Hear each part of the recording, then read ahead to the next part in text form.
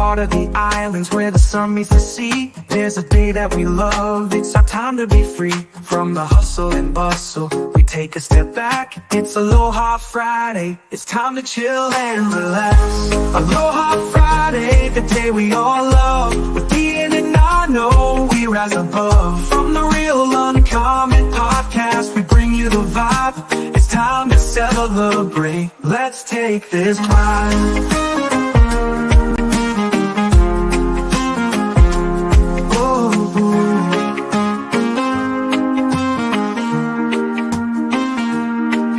Nano's laughter, Dee's witty charm. Together they're a team, they'll ease you with calm. Talks of life and passion in this digital land. Aloha Friday, come join our fam. Aloha Friday, the day we all love. With Ian and Nano, we rise above. From the Real Uncommon Podcast, we bring you the vibe. It's time to celebrate, let's take this ride.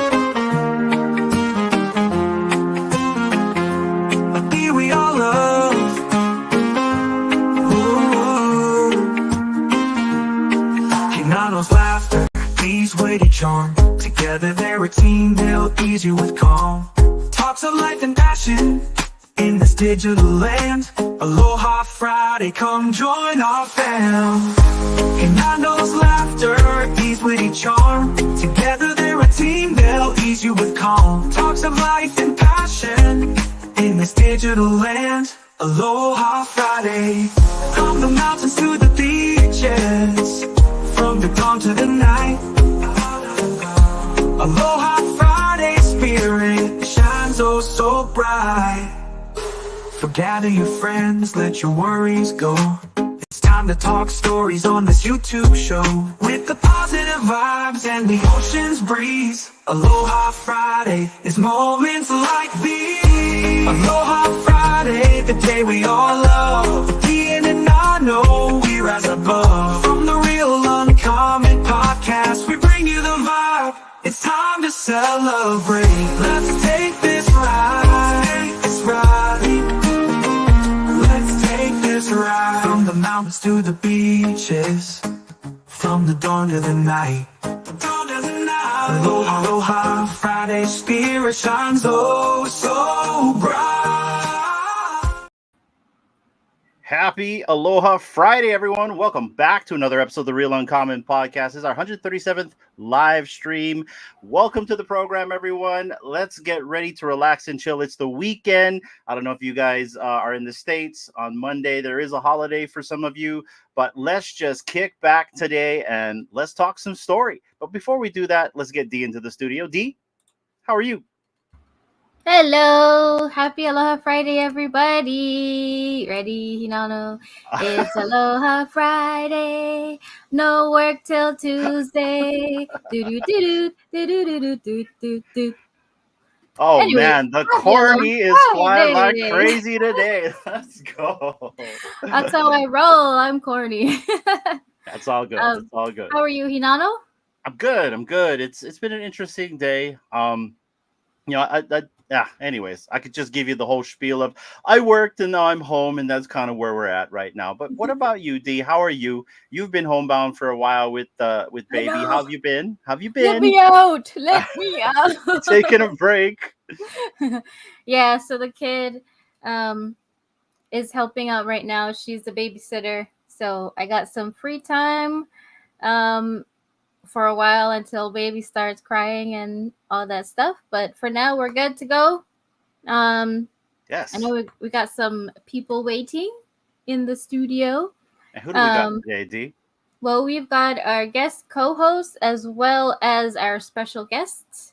So our guest co-host, you've seen him before, but our special guest, this will be his first appearance. So please give them both a warm welcome. And let's bring them in. We got an FA tonight, everyone. Let's go.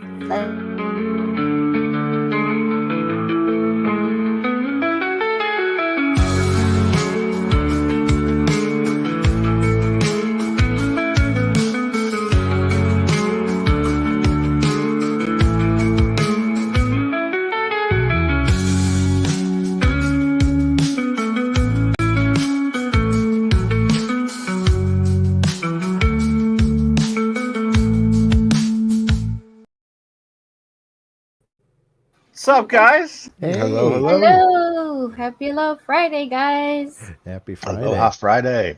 Aloha Friday Welcome to the and program, welcome. Aloha Friday. Let's go. We got the comic guy and VideoShane. D, I swear, the ratings are finally going to go up for us. Yes, Let's hallelujah. Woo! We got to take what we can get, guys. Welcome to your virtual trip to Hawaii. I know Shane's been here before, but the comic guy, we have the comic guy in tonight. How you Yes, doing, comic guy? sir. Good to see you. Oh, I can't complain. Tired, but had a good week. So Nice, That's awesome. nice. Dee's tired too. I bet she can relate. So. I can only imagine. I do not miss those years. And how you doing, VideoShane? How are you today? Oh, I'm doing awesome. Yeah, it's been a busy week, and it's going to be a busy weekend, but it's all good. I like to stay busy. The comic guy knows that. Yeah. Yes. Man of many hats. You definitely are a man of many hats. You're a man of mystery as well, though. But like, let's get out of the mystery zone here because I would love to know. I'm just going right into it, guys. How did you both meet? Because I feel like we wouldn't have met the comic guy if it wasn't for you, Shane. But how did you guys both kind of meet in this space before we get to you, comic guy? Well, yeah, we met through McFarlane, and then we're friends on Facebook, and we spend many an hour chatting back and forth on Facebook. Nice. I probably talk to you more than I talk to most people in my regular day-to-day life. We'll go, Right. we'll go, into the wee hours sometimes chatting back and forth. But we have, just a lot of things in common, and we just always have great conversations. So I consider him to be a good friend. So I'm looking forward to seeing you in person for the first time in Vegas next month. Fabulous Las Vegas. It'll be great. Yeah. Oh, let's go, you guys. And the comic guy, this is the first time you've ever been on our podcast. It's the first appearance, so we really love it when we have someone new come on and kind of talk story with us. So just to give the audience a little cliff notes here on the comic guy. So I think I met you maybe about a month or two ago. I think you just showed up in the chats one day. I remember you won, I think, a Juno from us. But Yeah. I think that's what it was. But like, yeah, you just kept showing up into our chats, and then you came into our Discord. You helped us out that night. I'm not gonna lie, you guys. Both of you kind of helped us out. You can because both thank and blame VideoShane. All of it. I didn't know that the invite was private, and so I just said, "Oh, comic guy, you got to come join this thing." And I was like, "Hey, whoa! I didn't just open the door to anybody. I was like, but he's a good guy. He can come in." Hashtag blame VideoShane, huh? That's right. Yeah. Oh no, that was good though, you guys, because we actually had a few people come in that were nefarious characters. In fact, a couple actually, and so we actually had the community manager, Poof from Cryptoids, kind of give us a 411 on what we really needed to do in that Discord to kind of secure ourselves. Originally, what we were doing, we were kind of leaving ourselves out in the open. So having the comic guy come in and test our security or lack of really did help us out a lot that time, you guys. So I appreciate that. But that's how I met the comic guy. Dee, I don't know if you met the comic guy before because you've been showing up to their game nights on McFarlane Toys Digital. How did you meet the comic guy? Yeah, it was actually through their Discord, the McFarlane Discord. I saw him interacting with a lot of people. And as well as, you don't see his comment anymore, but Stormy was here like a day ago in the chat, in the comments, saying Came early. saying hi. Yeah. But I think he's sleeping right now since he's across the pond. Yeah. But he wanted to come and show support. But yeah, that's how I heard about you, comic guy, was through the McFarlane Discord, and then joining the trivia nights, which are a lot of fun. When I I can get into them, and I know you tagged me one time to remind me because I missed one, and I was like so mad at myself. And then so you really reminded me the next time. I was like, oh, thank you, thanks for looking out. But yeah, it's a lot of fun to join those the game nights. I don't always get them correct. Well, more than half the time I don't get anything correct. But it's so fun to like just put your guesses out there and just like seeing the different responses that other people put. I'm like, wait, Yeah. what? It's crazy. Right. What you guys don't see is her throwing things at the wall when she gets something wrong or someone's faster than her. It gets a little Tourette's in the room too. So You know, my lady's name is Dee, and it sounds exactly the same. I love it. we can relate that. I don't know what you're talking about. You know, no, I can Right. tame myself. We're all in self-deniability here. I try to be as encouraging. I'm like always rooting for you to get one in there, D. Yeah, I think one time I did get one. I was like, yes, Yes. oh my gosh, I gotta celebrate. It was awesome. It's funny. Yeah, Wow, they're a good time. We're doing another one next Wednesday too. Yeah, I think I'll make that one since All right. I'll be at home. Nice. Well, guys, I'm going to jump right into it. We'll just start with kind of like a very softball question first. We're not going to be asking for your social security card, comic guy, You but already gave me that, so it's all. okay. Yeah, so, you sign with the red velvet pen, right? Yeah. So, Velvet.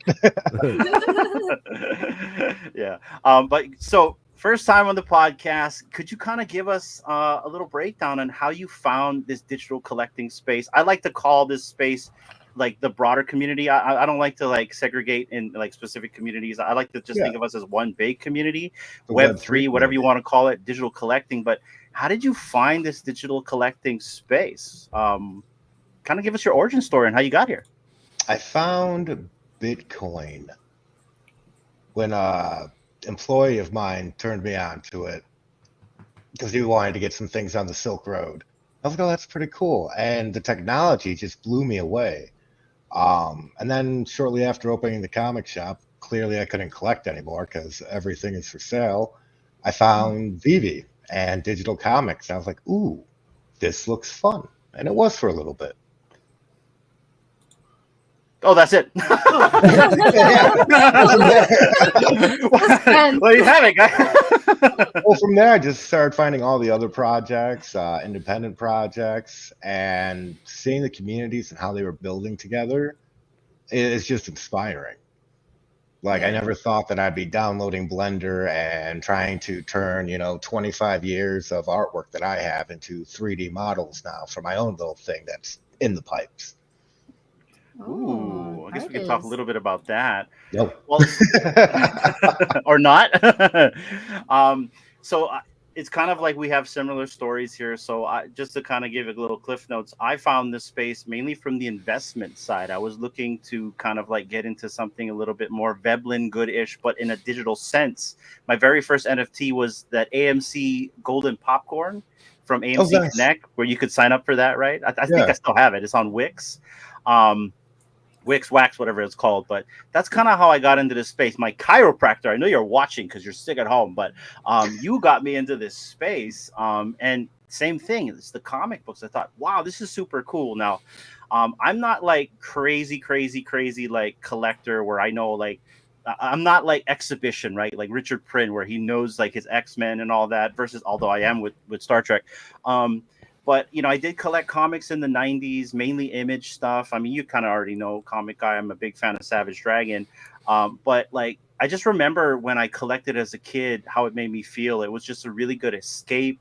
I like when you tell me a lot of times that these books need to be read. They really do need to be read. And so, like, it was a big escape for me because I was an only child back then. And so that was, like, kind of like my respite was comic books. But then, you grow up, when you get to high school, it's all about girls and being cool and all that stuff, right? So, I kind of gave it up, but I always kept my collection. I never tried to throw anything away. So when I got into Vivi, and it was Astonishing X-Men #1, I think it's a Joss Whedon comic. That comic kind of like sparked it back into me. I believe I was watching an episode of Vivi and 3. I don't know if you know Corey and Heather are. That kind of sparked it back in me. I'm like, oh, this is really cool. I get to collect these comics. I get to make money off these comics. It was the whole money thing, right? But then that got me back into collecting. My wife, even though like in her younger days, she liked collecting, she never really got into it until now. And now it's like these you can't really see, but I've got a bunch of like short boxes behind me behind this TV. Half of those are hers now. They're not half of mine. I've had to transport mine down into the the garage. So it's been fun. It's been fun to reconnect. I literally can pull I have like collectibles all over the place here. Like before, I had none of this before, right? Like this used to be a barren office, and now I have like toys everywhere, and I'm just happier for it. So similar stories right here. So having said that, with your collecting journey here, I don't think I've seen you in Vivi until recently. What other projects have you been collecting in, and what is like your favorite project out of them all, and why? Well, there was Vivi, Candy, Palm, whatever you want to call that. McFarlane, fell in love with McFarlane, the product, the community, and just that's my anchor right now. I just love that project and what it's doing. And then I'm starting to see a kid called These pop up everywhere, and seeing them build, I'm like, hey, and they work together. And that's amazing to see. And I'm like, I want to get it on that one. So I've been cautiously watching from the sidelines. And what is it about McFarlane that drew you to that project specifically? Because you said that's like your favorite now. Yeah, honestly, it was just Todd's involvement in it. Like seeing him jump into the chats, talk with the people, stand behind his product. I mean, Todd McFarlane's been a household name for me since I was a kid. So it just made sense. And have you met him in real life? In passing, whatnots at conventions, I've seen him. I've yet to like shake his hand and meet him proper, but maybe one day it'd be nice. I was hoping to in San Diego, but things, took a different turn that day. Yeah. Sometimes it does, man. What do they get? Like the curveball in life sometimes happens, right? Yeah. So, Yeah. But I remember that day. I think you reached out to us and you ended up giving away something that day. Yeah. And I see the guy in here. Where is he? I see him right here. He said, I won stuff from the comic guy. It was this guy that won it from you. Yeah, that guy who wins like Grammys and stuff. Well, that guy. legendaries and secret rares besides the Grammys. Somehow that guy's got in touch. But so I've been hearing down the grapevine that there is a unofficial term for you as the unofficial community manager of McFarlane Toys Digital. Whether that's true or not is another thing there. But what gave the term for you for that? Like, what made you the unofficial community manager for McFarlane Toys Digital? I don't know. Maybe just how much I pushed the project. But it was the superstars that did that. I was watching them one night, and they were like, I saw myself up there. Like, oh, that's cool. And then they said that, and I just started laughing. But it's cool. I like bringing people into the spaces. I like sharing what I love with other people. So it worked for me. I like it. Nice. And since you're a mod, VideoShane, is there any reason why he couldn't become a community manager one day for you folks? Well, That's what put you on the spot here. I mean, geez, I'm getting the hard questions. I mean, honestly, we talk about that all the time. He and I, and I know it's something that we would all like. It's just a matter of timing and, just making it happen. We've got a bunch of stuff kind of going on in the background right now that we're getting caught up on. I think most people are aware of that. And once we kind of get re-established, then we can have those discussions. But, the project is bigger in a lot of ways than some of the other things, just from the standpoint of, you've got McFarlane Toys, the organization, and you've got these phygital projects that we've been putting together, and there's so many of them that are already planned well into 2025. I can share that with everybody, and that takes a lot of work. It takes a lot of coordination with the vendor, with the people that hold the intellectual property, and so just getting that all organized. And then we had sort of in all honesty, got ahead of ourselves with these other things, these crafting events, and we just needed to take a pause for a minute to get caught up on everything. But yeah, we're getting close, and we're getting ready to start doing some regular stuff on a regular basis. I can't really get into all the specifics, but yeah, we're that downtime was much needed and got us to kind of get caught up. So it's been good. sometimes it's always good to kind of regroup and just kind of like, huddle together and maybe come up with a different type of plan or maybe streamline things of Yeah. that sort. Because I think the last time I've seen like any kind of announcement from you folks is like during San Diego Comic-Con. And so Yeah. now New York Comic-Con's ahead. Are you guys having a presence there at all or not really this year? We're not having a presence so much as like a individual thing. I know that Todd's going to be on a couple of different panels, and he's going to mention the project. And I think that you'll see at the booth they're going to have the fidgetals kind of on display there. But yeah, other than that, not anywhere near what we did at San Diego. So Got you. we're kind of once we get like I said, reestablished, then we'll start kicking things off again. But I wish I could say stuff because there's so many cool things that 2025 is going to be super. He wants to share. He wants to. I like working for the That's company it, too man. much that I Yeah, can't. Yeah, I like my job. So compromise yeah, all I can tell you is I'm excited. It's very cool stuff. Yeah. So we just try and keep everybody engaged, like the trivia nights and stuff like that. We try and make those fun. And we try and, Veal and I get up and, try and do different takes on trivia for those in the audience that haven't come to them before. We'll do the traditional style trivia with, text where, it's like, guess the answer to this question kind of a thing. And then we've done some where they're picture reveals, where, it took me a little while to figure out how to do these grids on a slide deck. And then you Jaws. click, what's that? Jaws. Yeah, exactly. So like, I don't yeah, like those yeah, ones. it's so crazy. The people in our community are like genius level. I don't understand it. Like, so I did one where it was a poster for Jaws, and I did one square reveal, and all it was blue, like just the blue. And somebody was like, Jaws. I'm like, what? How in the heck do you know that it's Jaws, like one square? So It was the ocean. I know, right? And so then the other style that we started doing was the audio ones, which have been just a lot of fun. Those are some entertaining shows because they're just so crazy.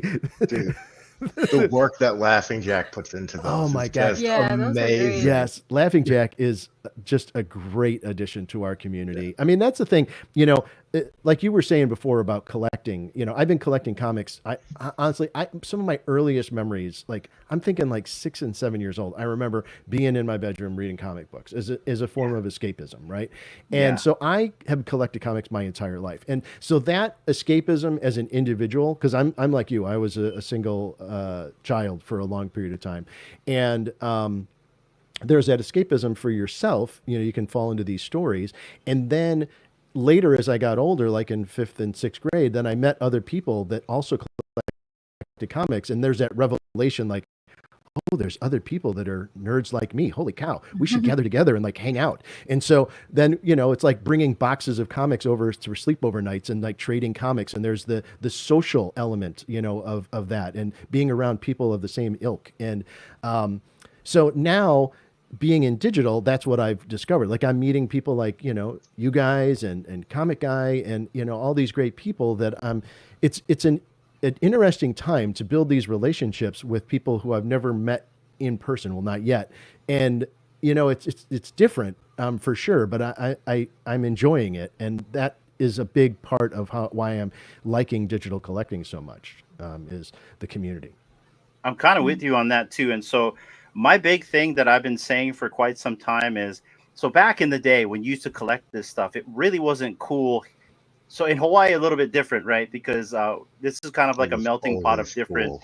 Yeah. Well, it wasn't cool here. There's different races here and all that stuff. So like reading a comic book, you were considered a nerd or a geek, right? Well, fast forward till now, it's a little bit different. And what I love about this space is for the people that feel that way or maybe felt that way before, this space doesn't care.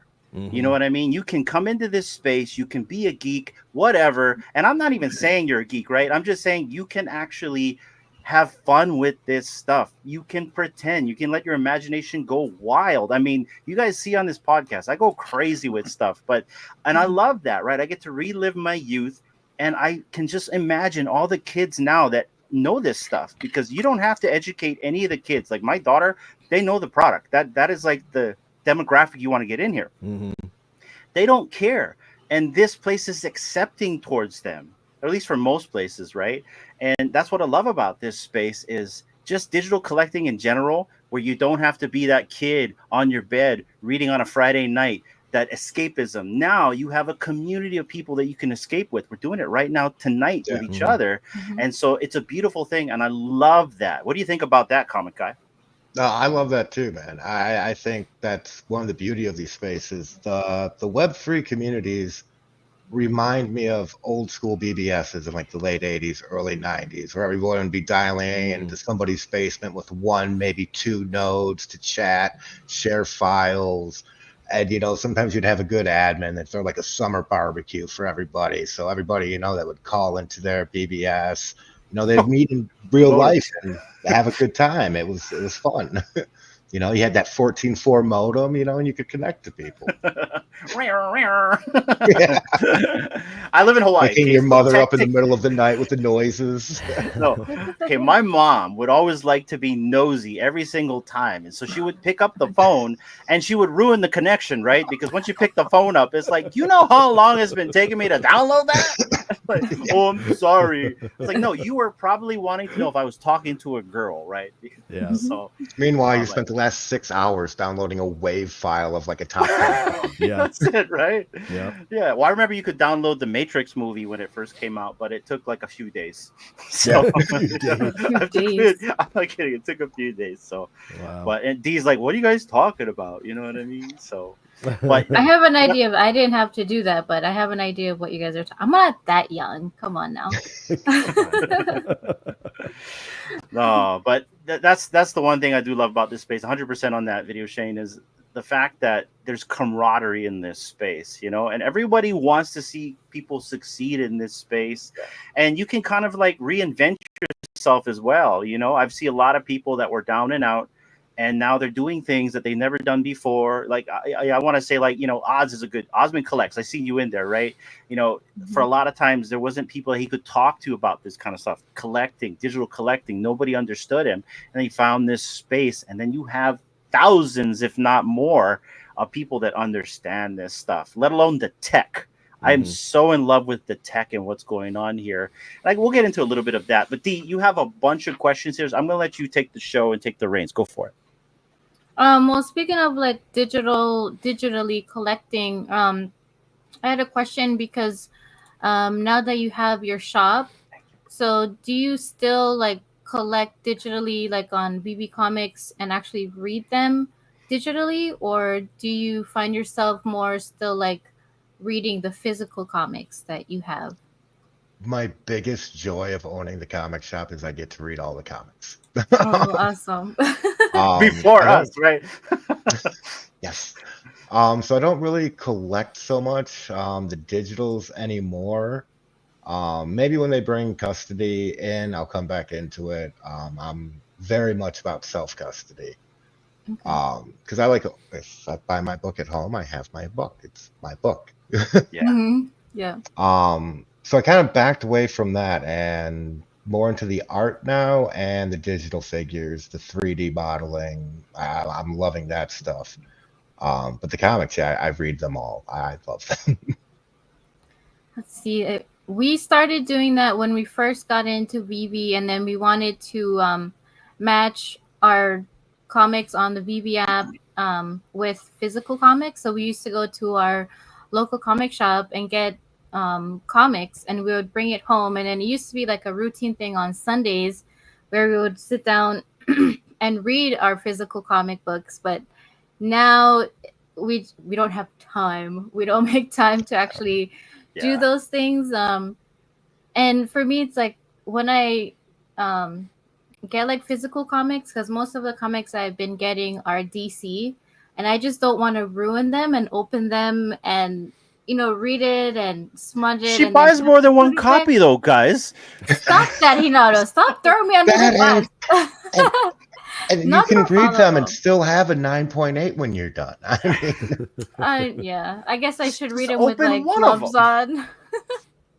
Well, that was my thing. So, yeah, when we got the comics digitally, I started actually reading those digitally, and then now I find I'm like, oh, man, I'm just doing other stuff that I don't still make time, even for stuff that's on my phone, and I have my phone with me like all the time.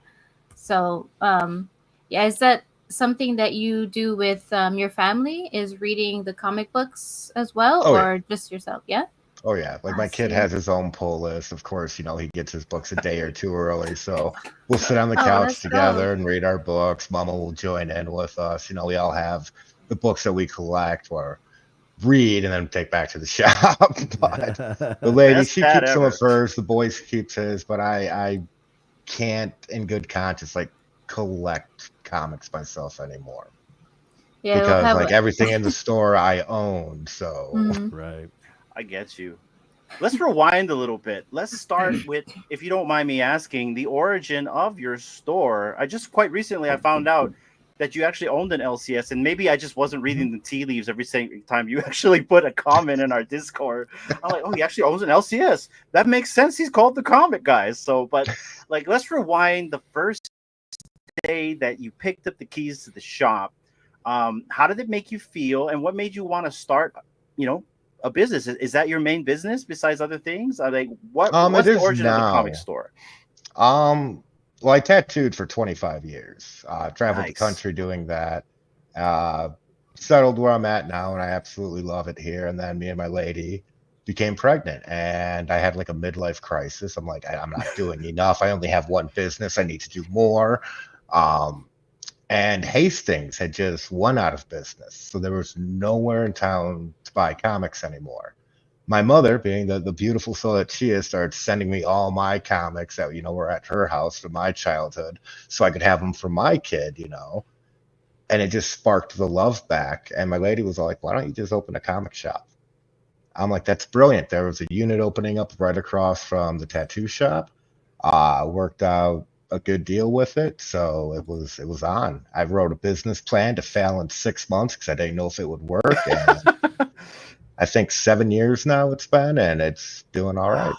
right. I mean, it doesn't make me rich by any means. It's a labor of love, but I love Yeah. it. So Yeah, I talked to so we have only two shops on the island, one on the east side and one on the west side. I'll keep it very vague like that. The guy on the east side, he's super old school. When I first met him, he was pretty crabby, but then he didn't know me at first. He just didn't know me, right? And then he got to know me, and it took me a couple times for me to go there. And he's a far drive. He's 2 hours away from me, right? oh While the other goodness. LCS is about an hour away from me. We live in the country, so but then now the guy on the west side, he's more modernized. He actually has a website. I really feel like he's more business orientated, but he also has a passion for comics. Versus the guy on the east side, he's super passionate. Like he's met Todd, he's done like expos and shows. He showed me pictures of him and Todd and all these other guys, Nice. Mhm. and so Yeah. yeah, this guy like and D dreads when I go in there because it's like a 2-3 hour ordeal. No, I'll no, more than And that's that. Come before you on. look at the books. Wow. well, I walk in there with a short box. Every time I go in there, I walk in Mhm. there with a short You're a box, and beautiful customer, sir. he knows me very well. So, He loves so Hinano. he loves me, but he hasn't seen us in a while because we had baby and stuff. So, but yeah, he's super old school. No website, no nothing. I have to call him. I have to make Mhm. an order, and if I want my books, I gotta go there and get them. Versus the other guy on the west side will mail them to me, right? Yeah. And I'm okay. And a lot of people are like, "Oh, I'll send you comics." Like, no, I want to support our local LCS, so I'll buy our comics. I'll still do like pre-orders and stuff like that. It's very old school. Like I Mhm. gotta like do a list, and there's a PDF that's sent, and I gotta add my comics in the PDF. Then either I can fax it Super back, I love this guy. facts. you know what I mean? But yeah, no, this guy is super cool, and like the east side, he's got all the older comics, right? So I love to Yeah. just sift through all the old books, but I'll spend like good 3-4 hours in there, and I'll fill up that whole short box, and I'll leave right there. So yeah, Nice. Yeah, we that's gotta eat before we go there. Because if we don't eat before we go to the east side guy, we're gonna be starving. But it's good. Yeah, there. he's got lots of stuff. There's literally a hot dog on a stick across the LCS. They don't want to eat there. They want to eat sushi. Okay, which is Well, of like, course. which is outside of the LCS. So I said, okay, well, you guys can like, get a snack and then we get sushi after, but I'll just get like time will be lost. I go in there and like time will be lost. I'll talk with the guy. We'll argue about who's better because he doesn't like DC one bit. You know what I mean? It's like DC's like I'm right there right now, man, with their comics. Like, so love their IP, their comics right now. I'm kind of Wow. Oh, Yeah. DC. Yeah. Yeah. there's some funky stories going on with them, but that's pretty awesome. So now that we know you have an LCS, you've been in the business for 7 years. What's your stance on digital? What's your stance on digital collecting? Do you feel that digital comics should be in the shop? Like, what is your whole idea on the space in general at the moment? It's new. if the It's a comics niche. for self custody, I might try pushing them in my shop. Okay. Because there are some customers that are into it. Some of the younger kids. I had some people my age, come in like, "Hey, have you heard of Vivi?" And I'm like, "Actually, yeah. Here's my account. What do you got? You want to trade?" Back when you could still trade on the app. Yeah. I definitely believe it's in the future. I think Phygital is the way to bring people in. Like Kid Arcade earlier was talking about, how on the cover of Marvel, like digital inside, but it's, not that book, it's something else. And that there should be, if they're going to do the digital like they are, maybe they should do the Phygital, have that digital counterpart for that book in that book. That's an interesting take. I mean, I don't want to put myself out of business in the future, but, Do you the think tea maybe, leaves say that. do you think maybe if like DC or Marvel decided to like give some form of self custody, mainly if you could just transfer around in an app and also pair it to a physical, would that help the space? Like what would you think would help the space right now?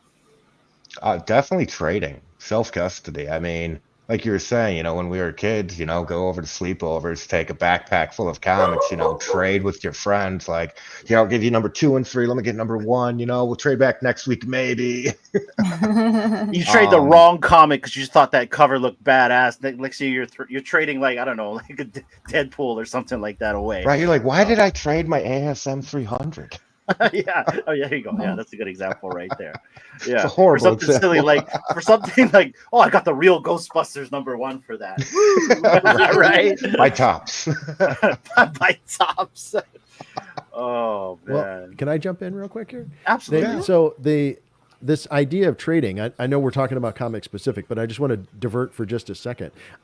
You're all familiar with the Disney Pinnacle project, right? Yes. Okay. Yes. Okay. So you know that they do trading events periodically, and that's been really interesting. You get to know people, and this idea, like I just brought it up because you were talking about how sometimes when you were a kid, you would trade like a book that might be worth more for, another book, and then you might feel like, I don't know if I got, that happens sometimes in this digital, the Disney Pinnacle. Like, all right, well, I'm going to give you these 3 pins because I really want this pin, and then you're like, why did I give away 3? I don't know if I should have done that. Like there's that, it brought me back to my childhood a little bit of like, this whole idea of the trading aspect of it. So it's just kind of interesting. And I wish Vivi would incorporate that to be able to do that kind of trading. I think it would bring some life back into the world of collecting, on the comic book side anyways. Yeah. So what makes you think why they're not trading? Do you think it's a licensor thing? Do you think it's actually just their own reasoning? Because I say that because Disney Pinnacle, Disney, they're allowing trading on that platform. Cryptoys, you can do self-custody where you can trade amongst each other. It's my understanding Candy's trying to implement some form of self-custody as well, although not very robust yet. You could do it on HRO, even though they're kind of shuttering their doors right now. Why do you think Vivi or other platforms aren't doing it? I mean, as far as Vivi goes, who knows what their the reasoning for it is. I'm assuming it has to do with people gaming the system and essentially, having multiple accounts or whatever the reason is, and then getting a whole bunch of secret rares, and then being able to sell those and walk away monetarily. From the Disney Pinnacle perspective, they don't have a marketplace yet, so it's just the trading. There's no way to you can do it off market, but it's a really risky process, and I'm not doing it. There is another comic company out there called D-Reader. I don't know if you've heard of them. They do independent comics, and they're on what's the I don't know what crypto they trade off of. Is it Solana, I believe. Solana? Okay, Solana. You're right. You're absolutely right. And Mark Spears is on there with a book that he did, and so they are self custody. You put them in your wallet, and they're trying to expand what they're doing with the platform. They do some interesting things. They have in their Discord, when you buy a book, you can tag the artist in the Discord, and then they'll sign the book. So you can get so some of them are signed and some of them are not, and so there's different rarities, so they're kind of playing around with a different methodology for doing it. And then there's another company who I really like a lot called Distillery, and I learned about them last year at San Diego Comic-Con, and theirs is interesting because they're not actually NFTs. They created their own sort of storage platform for them because none of the artists that work on their books wanted anything to do with NFTs, and they wouldn't allow it. So they developed their own system, and they sort of track it internally. I don't know how all of that works. I talked with their kind of engineer at San Diego again this year. I don't have a complete understanding. I'm not really that much of a technical kind of guy. But what they did do, which I thought was really, really cool, is they had iPads. And so you could go to the booth and get your physical book signed by them, or you could give them the QR code for your particular book, and it would come up on their iPad, and they did a digital signature. So now I got like 40 books signed while I was there. I probably stood in line there for a total of 8 hours because I spent a lot of time at the Distillery booth just because I thought the whole technology was really cool, and this idea of getting a signature, and they could change the color of the signature, and then some of them they did remarks on them, so they did little drawings, and I had thrown the idea out, boy, it would be really cool if you could capture that drawing as an animation and you could see the drawing happen on there. And they were like, they because I kept coming back to their booth. Like I said, I was there for 8 hours. And it was one of those things where every time I walk back up, they're like, Shane's back. And so, and so when I put out the idea out to lunch. Yeah, right. Yeah. So when I came back and suggested that idea, the animated signature, the engineer was like, oh, I'm going to write that one down. I'm going to work on that. So, it's just cool that, this space is continuing to evolve and new things are happening. And it's just exciting to be part of it. That's what I like about it. So you're saying that basically they're not NFTs, so it's kind of like maybe an Apple or a Google Play type of thing where you buy, certain movies or an audio file and it's just stored within the cloud, right? No, that's what's interesting about it. They do have a market. They have a marketplace on their website, so you can buy and sell your items. They are your items, and they are tracked. Each one has a mint. And so it's very much like an NFT. The problem is they don't have a way to cash out yet. I talked to them, and they said that is something that they're working on. That's a big endeavor, obviously, because you've got to watch how the cash flow happens. They're a new business. They've just started a year ago. But it's interesting. They decided to go this route of, do you carry Distillery inside your store, Comic Guy? No, I don't. Yeah, because of the magazine because size. Of their format. It demands shelf space, and I don't want to give that much shelf space for that long to just one company. Exactly. Yeah. They decided to go this magazine size route, which, and to your point, D, I'm in a lot of ways, I'm kind of like you when it comes to reading comics. I get real, like I have to be like on a clean area with the table. I don't want to get my fingers. I don't want to get, finger oils on the books. Like I almost, like, I feel like I'm one of those guys at like an antique bookshop, like with a, cloth hands while I'm opening my books because I don't want to damage them. And the thing about the Distillery books is they're not like a traditional stapled spine. They're, what do you call that, Comic Guy, where it's got the glue and, like a glued. Yeah. I don't know if there's a term for it, but, so like it's hard to not bend it essentially when you open it. So that's, for me, that's why I kind of like the digital side of it, because I can, read it without worrying about damage essentially. But I bought a lot of their physical books, even though I'm personally moving away from the physical side of it just because of storage space. Like I said, I've been collecting since I was a kid. So I have like, oh man, it's like 20. Oh, I'm looking behind you. I have 20. Well, yeah, those are all movies. I collect those too. But yeah, I have like 20 long boxes of comics that I've had, since I was a kid. And it's just moving them and lifting them and storing them. And just, it's a pain. Long box strong. Yeah, exactly. Yeah. Long box. Yeah. So, yeah. And that's kind of where I came at the digital collecting side of things, was just the storage space and the ease of selling things.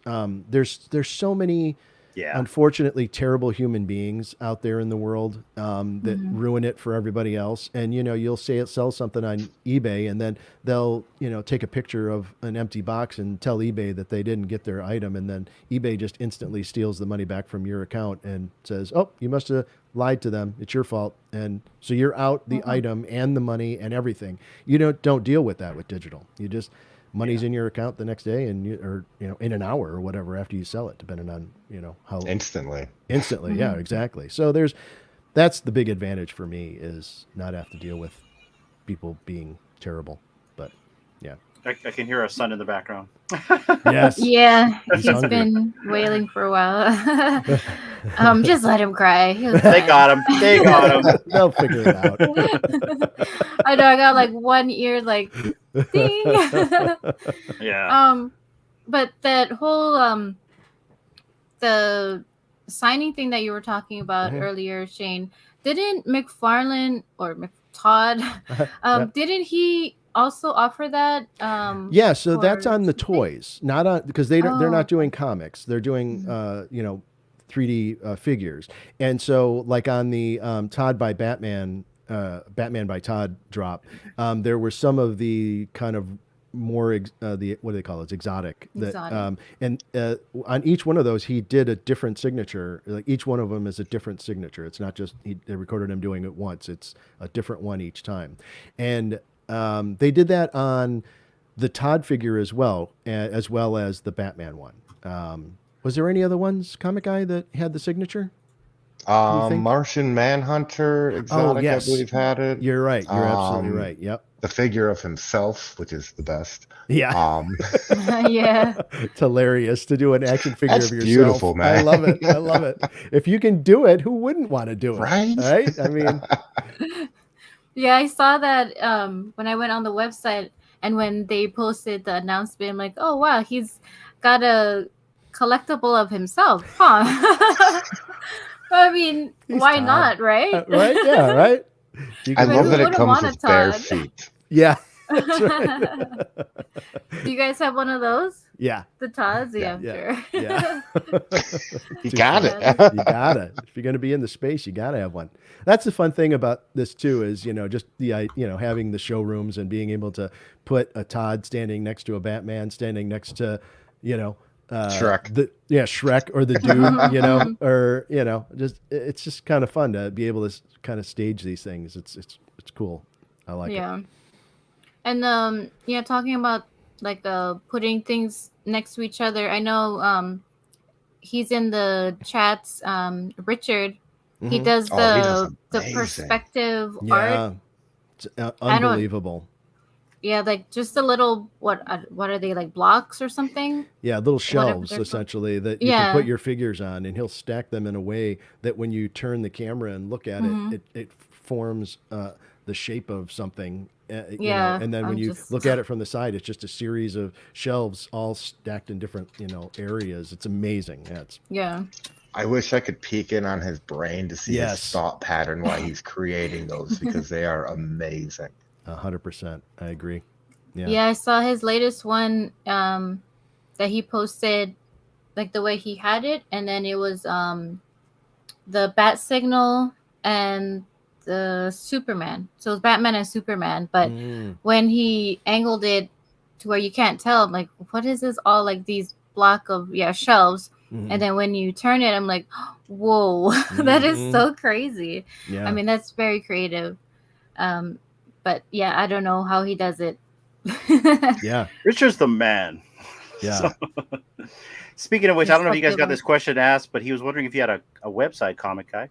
I do, but it just redirects to our Facebook. I'm kind of like your East Coast shop. You know, you have to bring in your FOC list for us to order you your books. We don't really ship out anything unless it's through like eBay sales. But that's a whole nother like business running an online store like that. Yeah. And it's just being, you know, us, it's maybe down the line, but we're just a small little shop in a small little town and we're very comfortable. So Yeah, and you said you've been running that for 7 years? Yeah. I think that's really awesome because I know like when the economy went up and down and the whole digital world came to be and people are getting into it. Yeah, some people like didn't last, and I know some comic shops closed down. So that's awesome to see that you're still running your shop and people are still coming through, even though they have to come to you and not like digitally. Yeah, that's awesome.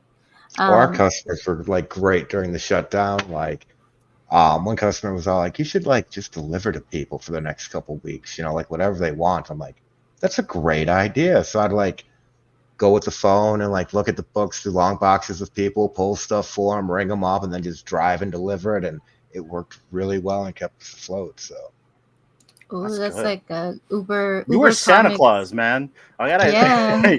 You were though. I really wish we had that. Okay, like when we were hunkered down here. And at the time when we were hunkered down here, we didn't think about comic books. You know what I mean? I really wish we were in the comic book phase back then because it really would have helped with like the lot of time that we had over here. I think we played so many board games. This was our life, talking to everyone on the computer. I definitely got exercise. I flew kites with my daughter. I was like just trying to find anything possible. Well, big bro, I see you in there selling PS5s. You know what I mean? So, but that's pretty cool. I want to shift gears a little bit here because it shows on these notes that you're an artist as well in your spare time, comic guy. yeah. Can you kind of give us a little rundown on your art? Oh, my camera went fuzzy. I'll be back. Well, never mind. Here we go. Go for it. Lowbrow. I don't know, graffiti style, illustrative style. I tattooed for 25 years. That was my career for over half my life. So just drawing every day. That is cool. And I know you also have some artists that came into your shop too. I wasn't too familiar. I had to like look him up when you mentioned him. Rob Duenas? Yeah. Duenas? Yeah. I mean, that is really cool. And they got to do some artwork too with your kid. Yeah. Yeah. Awesome. Our shop's been really fortunate. Like I don't think we've ever reached out to anybody to come in and do a signing. Artists have always reached out to us, and it started with Danny Mickey. Just an amazing person, amazing guy. Just stopped in one day, the day after Thanksgiving, and I was just like, wow. He's like, hey, I brought you all of these signed prints. You can give them away. You can sell them. Wow. I just want to support the shop here. And wow, every holiday he comes out. Now, last year he was only supposed to stay for like 2 hours to do signings, and he stayed the entire day with us. I think his wife was a little annoyed, but we had such a good time. The people coming in, the stories, all the sketch covers that he did. And then Rob, when he was launching Spawn Kills Every Spawn #1, one of our customers is like brothers from another mother with him, and he's like, hey, my brother's doing this book. He's going to be right here after San Diego Comic-Con when the book drops. Can he come do a signing at your shop? And I'm like, no. Yes. Like, please, get out of here. You even have to ask. Come on. And then after the shutdowns and everything was opening back up again, Jason David Frank went on that huge tour, like just going to comic shops, filling them with people to do signings, and then he would tip out the comic shops afterwards. Wow. Thanks for making it through, stay in business, keep doing the thing. And I had never met somebody like so humble like that in my entire life that, I used to watch as a kid on the TV, like go Power Rangers. And here he is in front of me, just like telling me stories and being an awesome guy, totally motivating, happy, and wish he was still around because he was really cool. Yeah.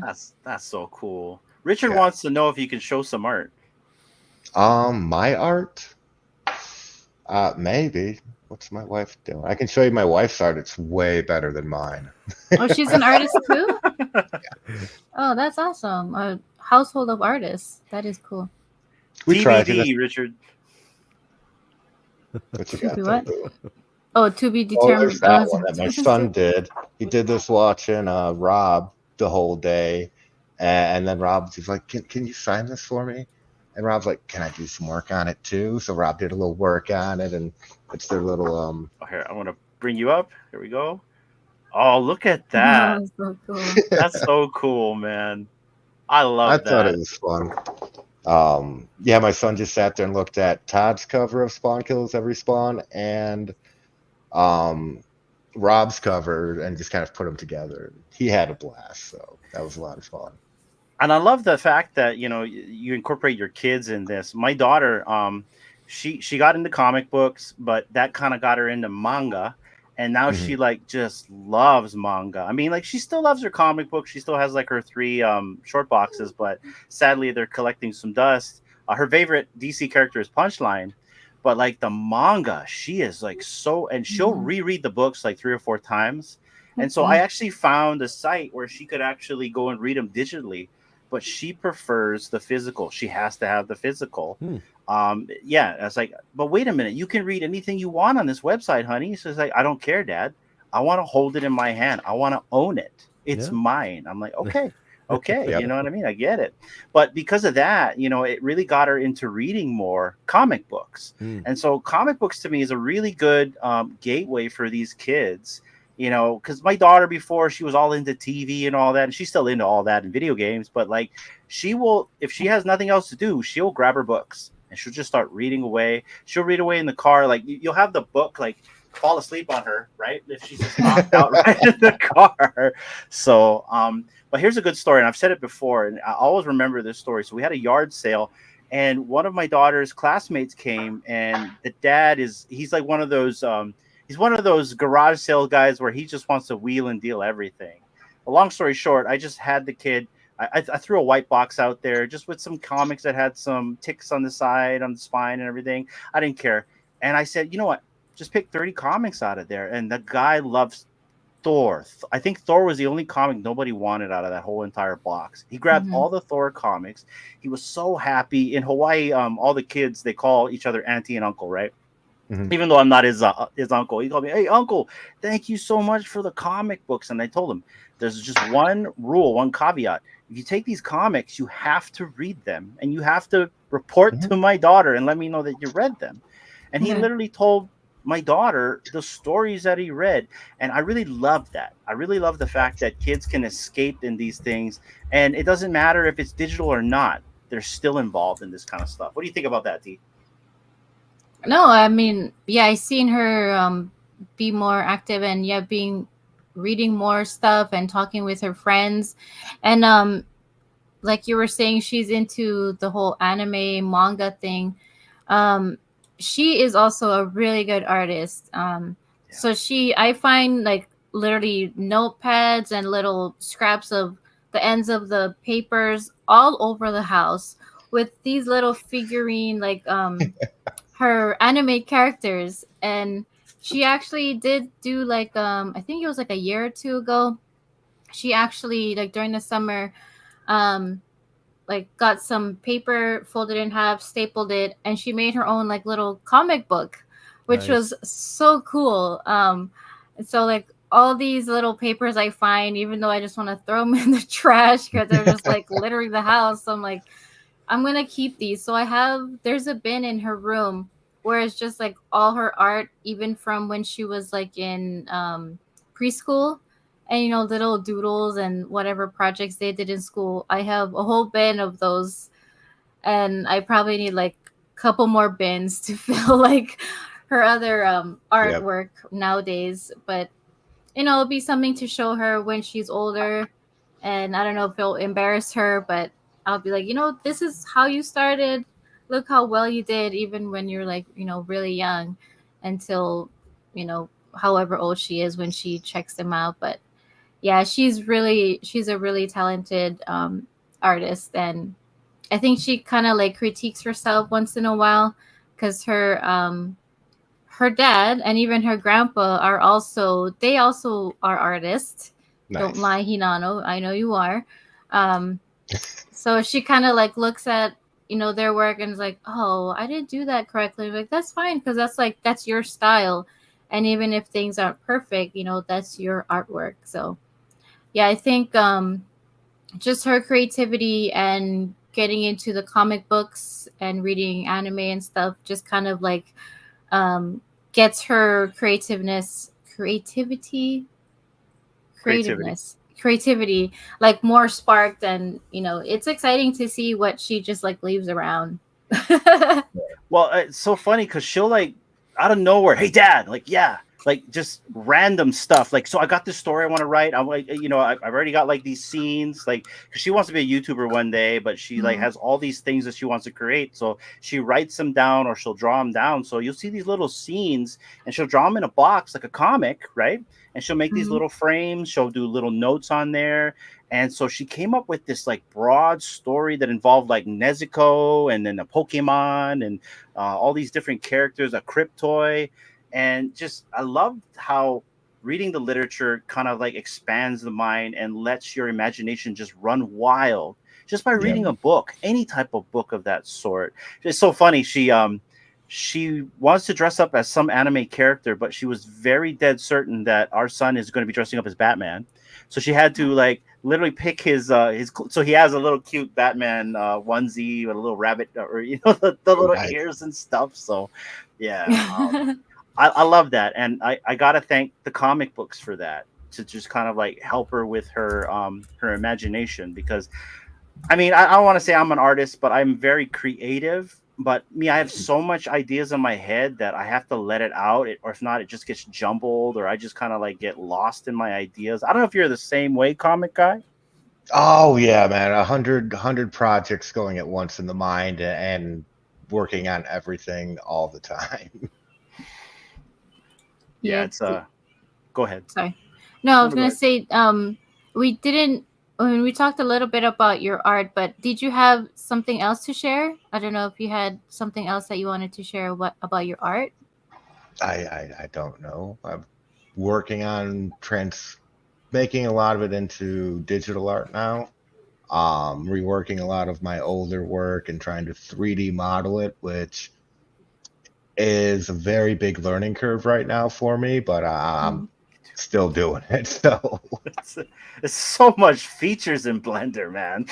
right. And then, like, on the back end of Web3 and all that you can do with the contracts, and you can get really, really complicated with the things that you want to do and like run Yeah. into walls and be like, all right, but there's still a way to do it. So, I mean, sometimes writing a contract for, an NFT can take a month to do or more. Yeah. Mm. And you So, literally got to write it out on paper how you want to design the contract, how you want Mhm. everything to like function. Yep. So I feel you on that. But I that's the beauty of this space, though. It's ever evolving, and I love the fact that we could use blockchain technology to do this type of stuff. You know what I mean? Yeah. Like we did the floaty thing, right? I don't know if you entered the floaty yeah. contest, Shane, where you know floaty was offering I think 2,500 flow tokens for somebody to like mint an NFT that had like the floaty logo on it, and it had to be unique wallets. I think you minted one of our NFTs and stuff like that. I But did. did you I actually try didn't, your own? I didn't participate, but I supported everybody. I picked up, Comic Guys and yours and Superstar and Raven and anybody else that I saw that was doing one. I think Omi Singh had one. I picked up theirs just to try and support everybody that's out there. Yeah, But I didn't do any. I've done some art when I did a lot more art when I was in high school, and I have many sketchbooks filled with art that I spent a lot of time doing drawings when I was in high school for sure. But yeah, I haven't done as much of it recently. Yeah, I have another kind of art project that I been working on for 5 years. It's more of the comic guy knows about it. It's a card game, and I don't know if I can say anything, but yeah. it looks pretty. It intrigues me. I like where you're going with it. I like the pitch. I think you spend your time wisely, sir. Thank you. Hold very it much. close to the chest. Don't tell anybody right now. Serious. Yeah. These streets, there's eyeballs everywhere watching. I know. Yeah. Yeah. It's yeah. So I did, but I did all the original artwork on all of those. I did them as paintings and then scanned them in and turned them into vector art so I could scale them up and down and do whatever I needed to on the cards. But yeah. No, but to answer your, that's a long-winded answer to your question. No, I didn't participate in the floating. I have a ton of different like things that I'm kind of working on, and so just trying to find time and to set aside time to do that. I just didn't. I have to kind of justify where I spend extra time. I completely understand. Trust me, Yeah. I completely understand. People think we're nuts. We're doing live streams, right? We just had a baby, Yeah. but you know what I mean. It's just this space in general is just very exciting to participate in. And what I was trying to get at with the question is, and you kind of answered it in a way that you probably don't even think you answered it well, is the creativity that this community has. I got to see so much people like come out of their shell, like Raven. I never thought Raven would ever make an NFT. I think it's phenomenal. You know what I mean? You had Omi Singh, Bones, and Bones did an airdrop for that too. True. The comic guy, I thought your psychedelic comic guy dude was awesome. But then even you, Shane, you're literally saying that you've done all these different things to create whatever you're creating with your little side project right here. And that's what I love about this, right? But back to the floaty thing is, there's a lot of creative people in this space that you wouldn't think were creative. They're creative closet people, right? They're hiding in the closet with their creativity. But just this space, the tech in general, is bringing that out of you. And I think that's a wonderful thing, especially since now, like, you know, because we're just basically always buying and trading in all these big IP projects. But I love the independence that's coming out of all these things. We're doing our own projects. We followed Kid Arcade and My Collectibles, you know, and I can just see now Ronnie said he's going to be adding utility to his NFT. I would love to see that. I want to see more of that. What do you think about that, Dee? No, I mean, I love seeing that when Floaty came out with that. And I was so bummed I didn't my intent was to get 10 of each person that was in our Discord, 10 of their art. And like an idiot, I didn't do it the correct way. And I'm like, ah! So now I know someone who has 10. So I might hit him up to like trade or, you know. Comes back Who's to the that trading. guy? No one knows who Guy that in is. the red shirts. Speaking But, of yeah. 10, thank you, Biggest Bro. Just gifted 10 subscriptions awesome. to our channel. I've taken a snapshot. I will be sending you guys a Uncommon Podcast badge later on. And big shout out to the Biggest Bro. Everyone spam him and say thank you. Yeah. He's good But- people, man. He really is. He is. He's another person I'm really looking forward to meeting in person in Vegas. Yes, and getting those big hugs from everybody. But yeah, the to go back on the floaty thing, it was it's really cool to see what Hinano was saying. Like people you didn't think I mean, not that we didn't think you couldn't create anything, but you know, people don't really put themselves out there and just kind of post things. But when Floaty came with this opportunity, it was great to see, you know, people's creativity come out. And that's why I was like, oh, so bummed. But now I know. Do everything on the computer, not on the phone. Yeah.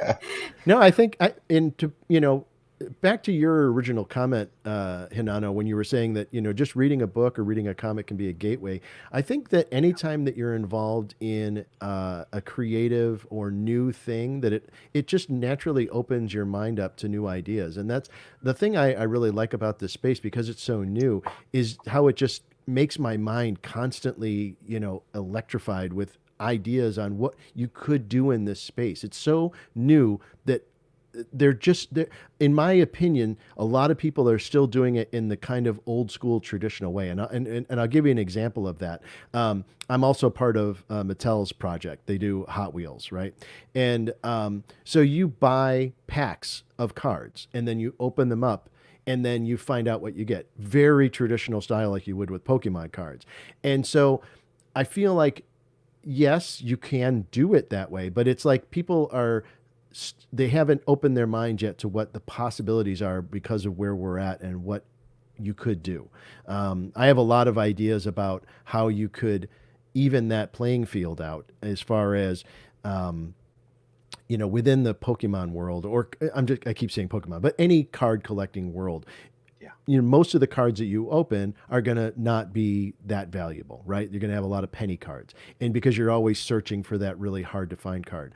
But I think that the nice thing about this space is that it opens up the possibility of tracking ownership and rewarding holding and ownership, which is something that you can't do within the physical world. And so even though you might have something that you initially get that gives you that somewhat feeling of defeat. Oh, I got another common. You hear that expression a lot in the VV world. I'm part of the common gang, or in candy, or anywhere. You end up. I always get commons. If there was a way to make it so that yes, you got a common, but long term holding that, maybe there's a way to not make it such a defeatist thing. So I feel like there's just so much possibilities that we haven't even begun to explore it. So just this idea of new and exciting, and it makes your brain electrified with ideas about what could happen. And the projects are going to experiment. So a good example is Cryptoys, right? They've come up with that method of burning. They call it vaulting, right? And transferring is just another word called teleportation. And I love the lingo change and all that. But what's good about that is you're able to. Those commons are now valuable, right? Yes. Depending on how much were sold. Like a good example is the last Mandalorian Cryptoys drop. A lot of those commons now are actually way more scarce than some of the other rarities that come after that. So, yes. And I was giving away a lot of those commons like hotcakes. Go ahead, comic guy. I was just saying, I got one of them. I got one of your guys' streams, and I thought it was really cool. And then like 2 weeks later, you guys were talking about like, wow, this one's worth like $50 or whatever. Now I'm like, no way. Oh, nice. Yeah. Yeah. I was like, here, you get one and you get one. Being Oprah that night. So. You were Oprah. Yeah. You get a comment. You get a comment. Everybody gets a comment. I think that's great too. Like when you're giving things away and then they gain value for people later on. Like I love seeing that. Well, there's a story behind that, and I've said it before, and I don't know if you guys heard it before, but like years past, somebody gave me a free stock. It was B2 Gold. I think B2G was the ticker, and it was worth nothing. But what it did was it gave me the value to learn how to, value a company, learn how to like traverse the stock market, learn how to like buy and trade, learn how to read a balance sheet, the 10Ks, 10Qs, sit in the investor relations meetings and all that stuff. YouTube, you know what I mean? I went on YouTube and I said, how do I read a balance sheet? I did all those things, right? And that is value that was given to me.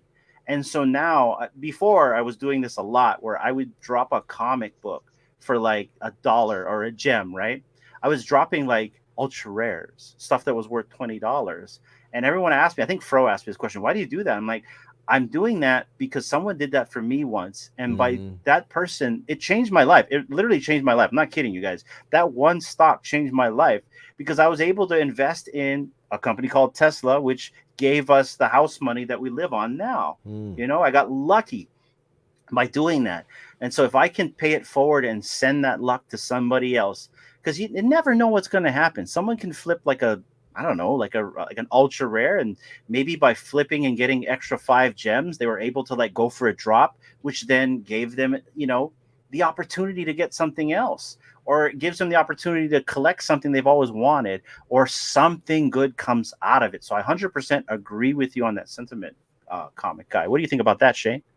Yeah, 100%. I love the idea of paying it forward, and I'll share a little example of that even within the McFarlane community, and Comic Guy can attest to this. These fidgetals that we've had, and there's 3 rarities for each one of the 3 characters. And so Comic Guy and I were going back and forth, like, we're trying to find as many codes as we could to complete those sets. And then we ended up building up this little group of people that would, get codes, and then, oh, I've got a duplicate of this. Well, I'll just trade you this one and give you this to help you to complete your set. And just the camaraderie that comes from that. And just when you're helping each other out, and it's not for monetary, it's for the love of collecting it. I'm getting those because I don't have any desire to sell them to try and make, profit or whatever. I just want them because I want to have them as a collection. And so that also just brings back those good feelings from when I was a kid and getting together with friends and trading comics. Yeah. About you, D? No, I agree completely with you guys. Paying it forward. When people see you doing that, and I think it means more when the person doing it doesn't go out there and announce it like, hey, I did this, so should you. Mm-hmm. I think it means more when the public doesn't see you doing it. Does that make sense? Mm-hmm. Yeah, like you're not promoting like, hey, I did this, check me out, I'm so good kind of person. Mm-hmm. And that being like humble about it gets other people to be like, oh, well, this guy, like Hinano floored this comic for 1 gem, and someone was able to pick it up and it made them happy, so I think I'm gonna do that too. And it just goes on and on. It's like a domino effect. And it just like brightens people's day. I mean, just to win something, even if it was for like a gem, that's like, that might mean a lot for someone who like never wins anything. Mm-hmm. Or, it's just a good feeling to have. And that gets that person that has that feeling to continue that. And I don't know, it just brings a whole I guess like happiness to someone, and that good feeling gives them to keep doing it. And it just makes the space like more happy instead of people always like, oh, grumbling and just being down and out. It's a good feeling to have, and to share with people from all over the world. I agree. Yeah. I mean, the idea of this space, if you're in it to try and, make money, or that you get constantly depressed from, just pulling commons, if that's your goal. It can get to be a very depressing space indeed. And that's why when we started doing those trivia nights, that was one of the very first, I quickly realized how smart everybody was in the group, and that it would be difficult for somebody to be able to succeed against these really fast and intelligent people. So that's why I introduced the idea of the funniest. Not only does it give everybody a chance then, but it also provides in the chat just endless opportunities for us all just to enjoy and laugh and have a good time. And so I tried to provide an opportunity for everybody to win, essentially. All you have to do is just participate and have a sense of humor. Yeah, guys, we're at an hour and 17 minutes. I just want to check on the time. How are you guys doing on time? I'm doing good. I probably need to wrap in about 15, but okay. I could stick it for a little bit longer. No, that's good. That's good, because we're probably going to end this probably in another half an hour or so like that. But we have some giveaways to give away. But before we do that, there's just 2 more questions I want to ask. Since we are talking about paying it forward, and kind of gave you my story a little bit, do you guys have any stories about paying it forward? And if so, could you kind of like give us a little bit of background on that? We'll start with you, Comic Guy. I've been paying it forward my whole life. It's kind of how my mom raised me. Like when I was a child, we would go at Christmas, and spend $300 at Toys R Us and drop it into the Toys R Tots bin on the way out. That's awesome. Every year. So I got a lot of that from my mother, the empathy and compassion and the giving and, good karma. You get what you put out there. So I'm always just trying to be positive. I mean, like, we don't always have good days. Some days, the clouds just follow you. But as long as you can find that little ray of light somewhere, I mean, you can share it and shine it on anyone. Bring an umbrella. Right? What about you, VideoShane? I mean, We, my family, we also try and give back every way that we can, and just from where I'm at, I'm able to give back sometimes. But to Dee's point, I don't want to just put it out there in the world, because I, especially in this space, I think if you end up saying, "Hey, I have this and I can give this to a bunch of people," there's unfortunately, humans being humans will take advantage of that or be greedy about it and say, "Oh, I want more. Why can't you give me more of this and more of this?" So I have to be a little more subtle and in ways look for people that might need something, and then find a way to give that kind of behind the scenes. So it's unfortunate, but that's just the way people are. Yeah. No, I totally get that too. It's hard to gauge a person and who they truly are, right? What about you, D? You got any stories that I don't know about? I'm sure there's lots. Oh, there's lots. Wow. Just kidding. I'm just kidding. Well, for me, I've been very blessed in my whole life to be, to have the basic things that a kid wants is food and clothes and a house or a roof over your head. But I've been always told and brought up with my my mom, a single mom of me and my brother and my grandma, and so I think it taught me to just kind of like be grateful for whatever you have, even if it's like a little bit. And one thing that my mom always told me was, when you have something, like if you have two of something and you're trying to share with someone, you always give them the better, whatever it is, the better portion of it, or the bigger portion of it, even if you're like, but I deserve that. So that's kind of like taught me, yeah, just to be like humble and give whatever you can, even if it's a little. And I've tried to like instill that in our daughter. So like, if you have something, give the best of that to your friend and share with them, because you don't know, they might not have as much as you do. So whatever you can give them, they'll like appreciate it more. But I mean, it's a little harder for her because she's still a kid, but there's still time to like get her to learn that. But that's just something that I learned from when I was younger, from my mom, she was very strict, but she's great. I love her. And she's, yeah, who knows. Yeah, she's been a really big part of who I am today. And I didn't realize that, when you're younger and you just think you know everything. But now that I'm wiser, a little bit wiser, and we At have least someone is. and we have our own kids now, it's like, okay, I get it now what mom was trying to instill in me all these years. So bless her heart. Yeah, she really is awesome.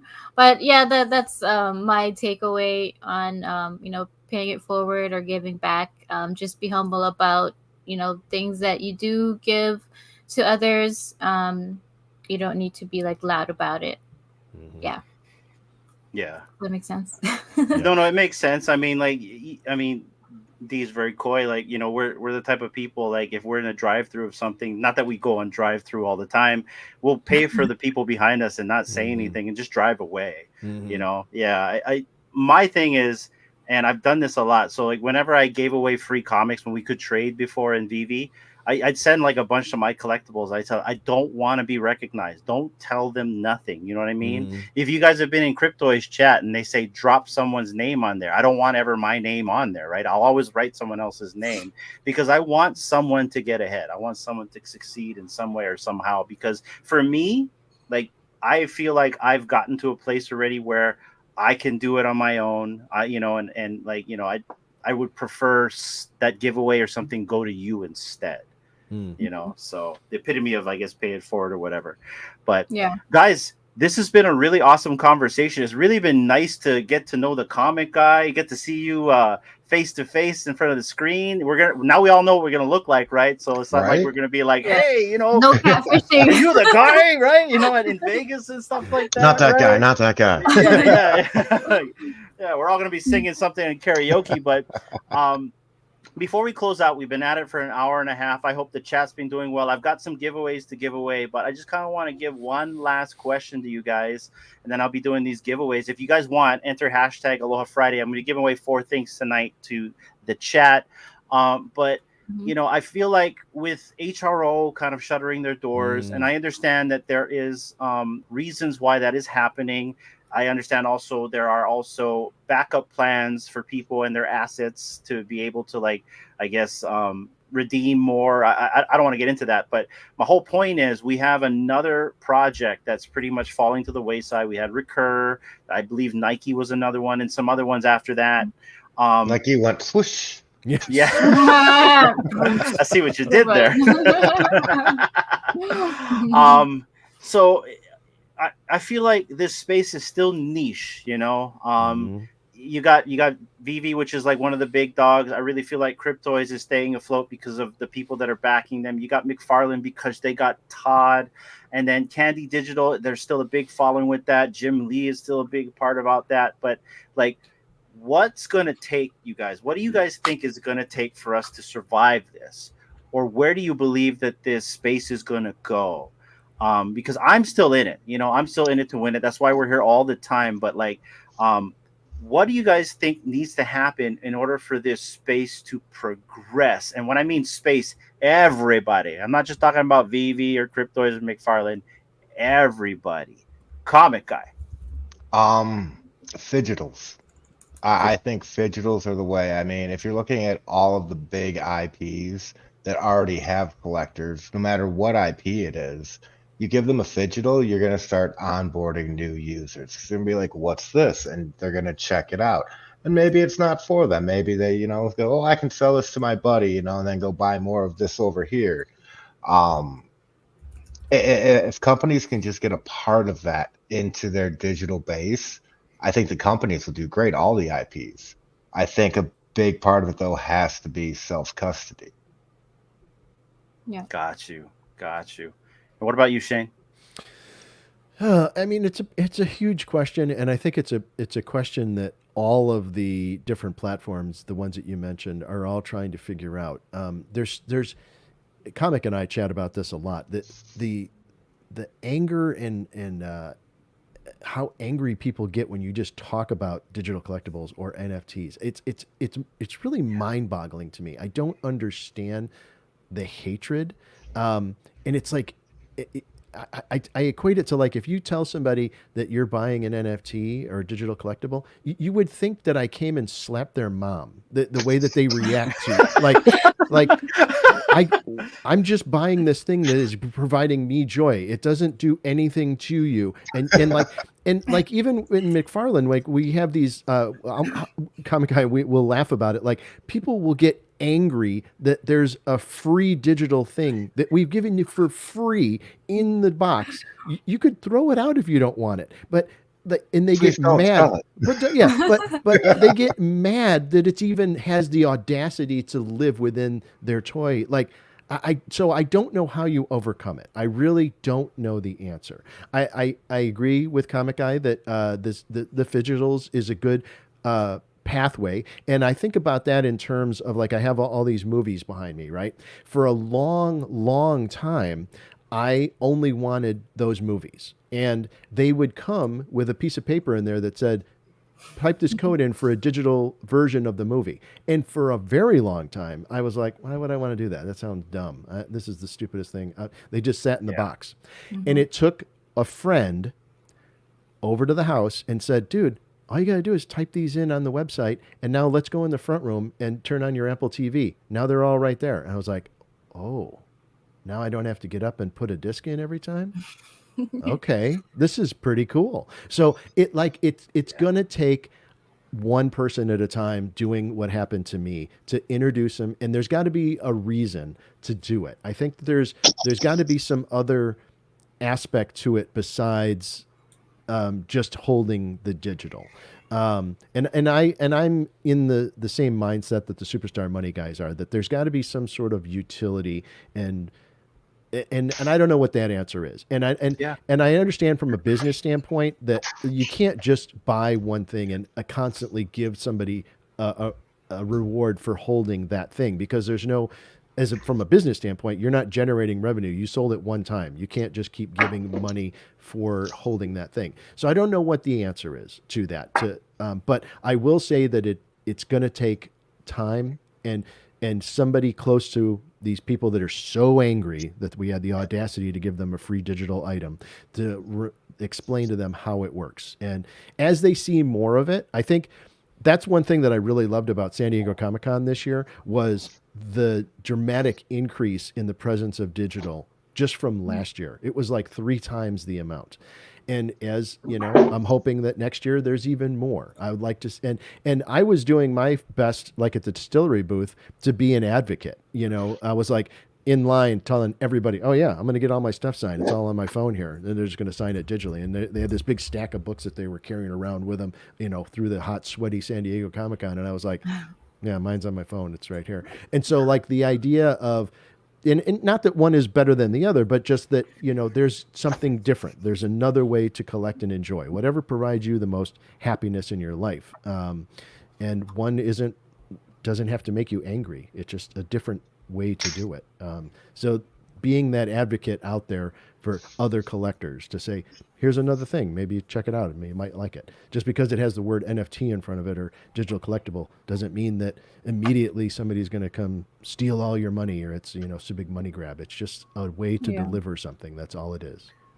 I find not talking about the money bringing people on is more welcoming. Yeah. Yeah. Because you start talking about the money, people instantly start thinking scam. Absolutely. So I would agree with you. This is just a toy and it's fun to play with. Check it out. You know, exactly. And you can trade with your friends, and then, you know, you can talk the money later. But like your friend did to you, like, dude, just load it up and go look on your TV. Yes. You know who doesn't get upset by any of this stuff, doesn't care about money? Kids.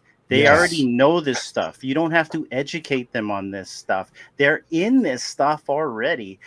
This is one of the reasons why I love Cryptoys so much, and why my daughter really loves that project the most, is because it relates to her the most with all of her Hatchimals and her Roblox and all that stuff. But like kids, you don't have to educate them on this stuff. They game on their phones. They game on their computers. They buy skins. They don't care. All I hear all the time, Dee can attest to this, is, Dad, can I have more Robux so I can buy some silly magic carpet that she can fly over some obstacle course, right? Never, ever is there any value in terms of that coming out of her mouth. Now, maybe it might be valuable in the future, right? But like, I really feel like for us adults, the fidgetals maybe tie a utility to that with an experience. But at the same time, like, that is kind of like a big ball of wax, because you're right. They sold the thing once. They kind of just keep giving away free stuff, unless maybe you really paid a premium for that. But like kids, you don't have to educate them. They know this stuff already.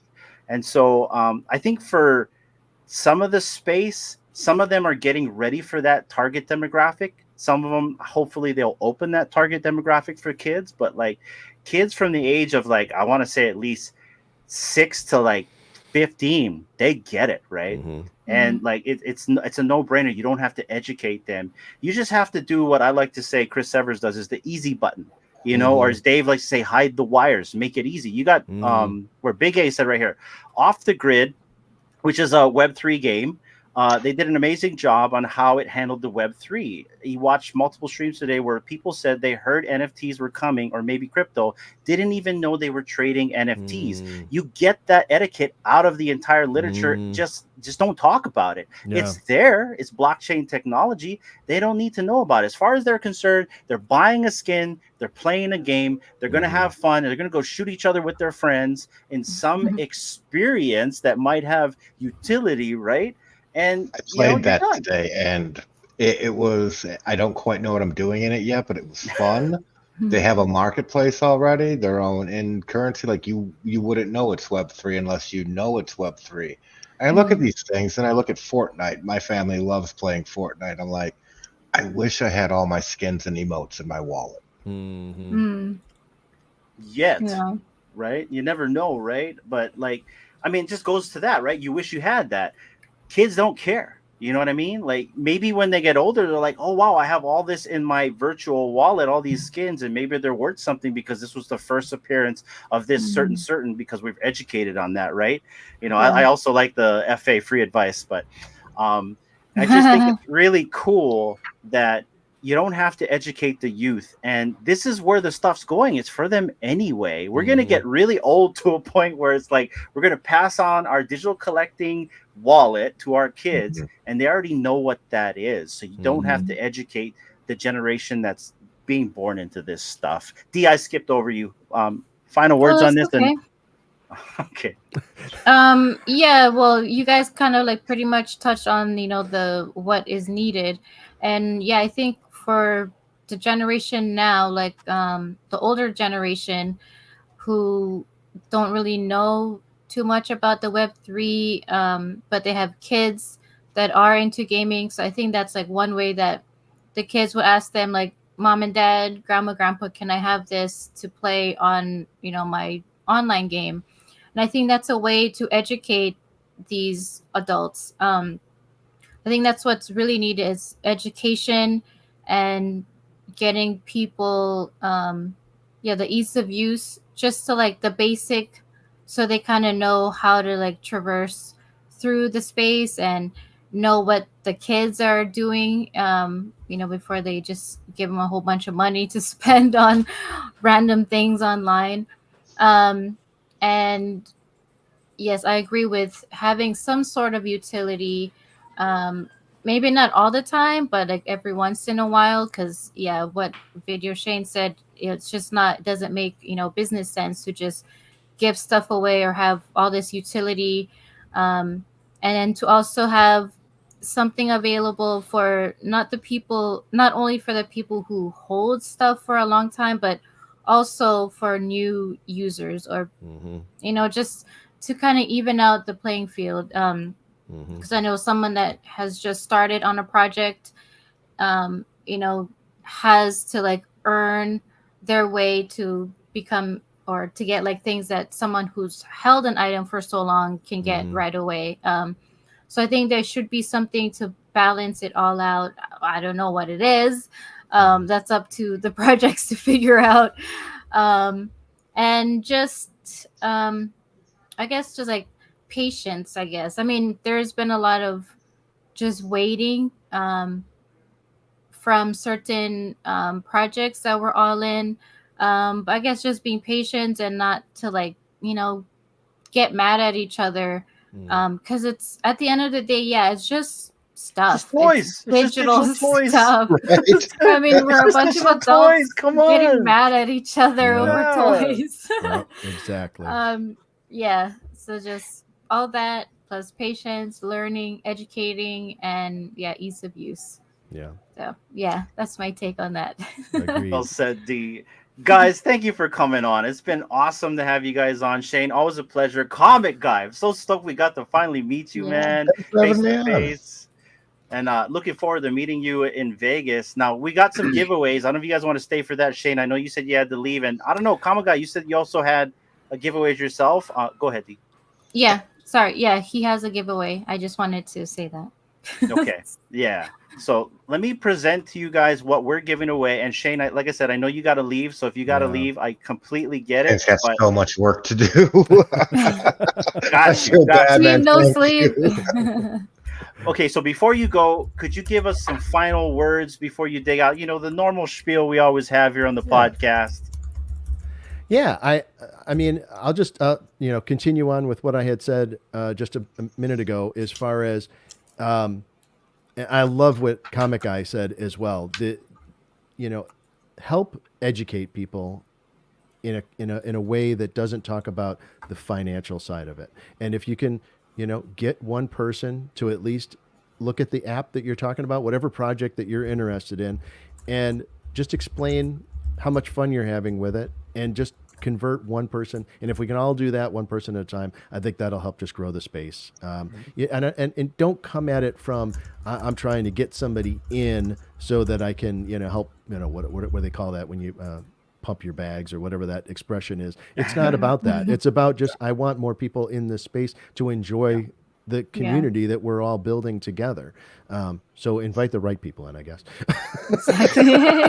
What does D always say? As long as you're not a dick. That's right. So yeah, I think if we our all could do filtering that- process here. Yes, our filtering process is good. That's what I would say. That's awesome. VideoShane, it's been awesome having you on here. It's All right. always a pleasure to have you on Thank here, you. man. And I can't wait to meet you in Vegas, which is going to be in a few weeks, my friend. So Yes. have a great weekend, and thank you for joining us tonight. Absolutely. Thank you, Shane. Thank you for Don't having me. I work too appreciate hard it. tonight, sir. Yeah, get some sleep. I promise. I'll only say up to 1 or 2. I promise. Oh my gosh. Enter hashtag Aloha Friday in here. You might be able to win one of these things. Oh, Yeah, all right. I'll enter. do it before I leave. All right. I'll take care. Bye, everybody. All right, man. Bye. Thank Later, you. Shane. All right. Let's see here. Okay. And then there was the three amigos. Free. All right. So, Comic Guy, it's my understanding you have a giveaway. Before we announce yours, and it's my understanding there were stipulations with yours, let's tell the chat what they're going to be vying for tonight, you guys. So, first place winner will get this cute little Grogu, this Cryptoid Grogu that is out of the blister pack. Second place will get one of our fire goddess right here, which is an iteration of Madame Pele. It is animated. It's from a Neon Paradise project. Third place will get this rare Darth Vader Order 66, which is also out of the blister pack. And then the fourth place will get our classic Wave Rider right here. So I'm going to go like this for 1, 2, 3, 4. Those are the 4 that you guys are vying for tonight. And yes, it's in those orders, you guys. So first place gets the Grogu. Second place gets Madame Pele. Third place gets this rare Cryptoids of Darth Vader. And then right here with the last, you have the classic Wave Rider, which is the newest edition that came out of the Neon Paradise project. I'll give you guys a little bit more time to enter. And then Comic Guy, explain what your giveaway is all about. I got bored. I just wanted to know what the community, the MTD community, wanted to see, and I've been looking for a reason to give some stuff away. Like Shane was saying earlier, we were trading around those figures that we all had, like just extras left over. And I'm like, why not give these away in exchange for a little input on what people might want to see down the line? Just so I can, try to, like show Shane and get it to the right people or something. But I just wanted a little activity back in the project. I'm like, I can do this. Why not? That's awesome, man. That's awesome. So let's go here. So how do you want to do this? Was there stipulations on how to enter this? How do people enter this, or has it closed already? Because I didn't even read, because I was telling you I did not want to enter it because I wanted other people to win. Beautiful. No, I sent the list over to D. It closed 15 minutes before we started the podcast, so I didn't have to worry about it while we were doing this. And it just kind of worked out because I said that it was going to end on Friday, and then you guys reached out like, hey, you want to do this thing on Friday? I'm like, well, do dominoes fall in place or what? Let's go. All right. Well, I see a wheel right here. So what we'll do is we will run your giveaway first, and then we'll do ours after, and then we'll do our closing thoughts right here. How's about that, guys? You want to do it that way? Beautiful. Yeah. All right. So right here is the Comic Guy's wheel right here. It's my understanding That's one a lot winner, of correct? entrants. Yes. All right. So one winner gets all these 3 right here. That's awesome. Oh, wow. Yeah. You guys are lucky. Lucky. So, And later you'll be able to get a Build-A-Figure for holding all 3 of those. really? Oh, that's right. That's what's on the bottom. Anyone to yeah, you'll be able to redeem the digital Build-A-Figure of Mongol at MTD. It's a gift that keeps on giving. That's right. That is awesome. Awesome. So for all you McFarlane Toys digital fans out there that are hiding and lurking in the chats, because I've been reading the chats, I hope one of you guys win on this wheel. And Comic Guy, whenever you're ready. Spin it. Did you want me to so there's 55 entries. These are the names. Did you want me to shuffle or just spin the However wheel? you guys do it. Okay. Okay, we'll So take I'll that away just for shuffle now. it. You guys can see it though, right? Yes. Mm-hmm. Okay. So I'll shuffle it 3 times. 1, 2, 3. All right, here we go. We're going Good luck. spin. Good luck to whoever. Woo! Right. Who's it gonna be? Let's see. Oh, no way. Oh, no way! Nice. Oh, wow. Strange! Let's go.